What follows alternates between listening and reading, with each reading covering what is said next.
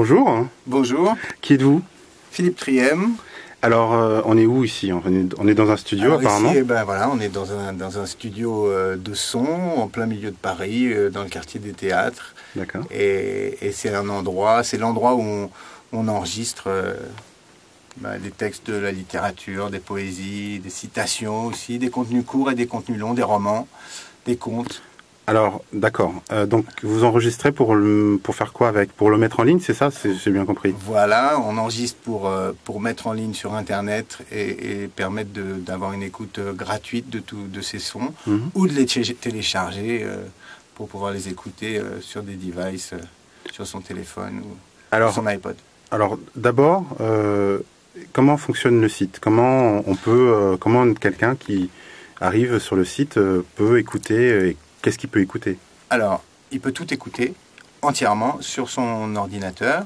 Donc, il n'a pas besoin de s'inscrire, mais s'il s'inscrit, il a droit à un certain nombre de fonctions supplémentaires, de playlists, d'historiques, de choses comme ça. Et donc, il peut choisir, rechercher des morceaux par auteur, par thème, par type de contenu, et il peut les écouter sur son ordinateur. Il peut aussi les acheter. Donc ce sont des albums qu'on achète, des albums qui peuvent varier de 1 heure à plusieurs heures, si c'est des œuvres, si c'est un roman ou si c'est un recueil de poésie, on n'aura pas les mêmes durées, et il peut donc les télécharger et les écouter. Comment vous est venue cette idée de faire cette entreprise? Alors, commencez par ça. Alors, comment l'idée elle est venue, c'est une idée qui est venue à Christian Fromont, qui est donc un des cofondateurs de Wordies.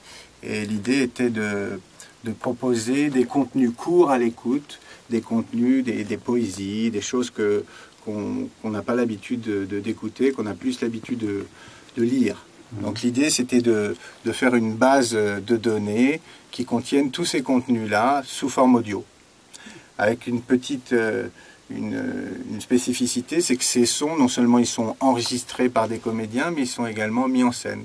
Donc sur chaque contenu, il y a une mise en scène sonore, il y a un travail de coaching avec les comédiens pour essayer de restituer un peu plus d'émotion, une interprétation, pour donner un petit peu de valeur au texte.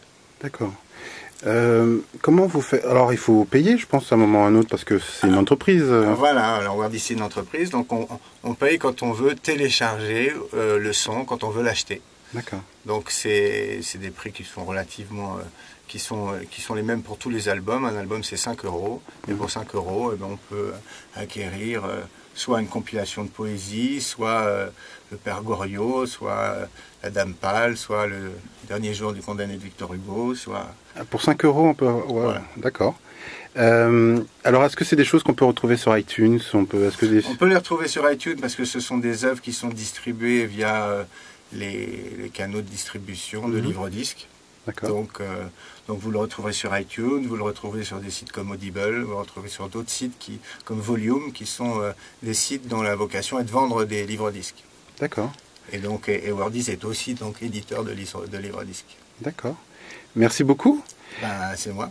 Le site internet, justement? Wordies, www.wordies.com. Merci beaucoup.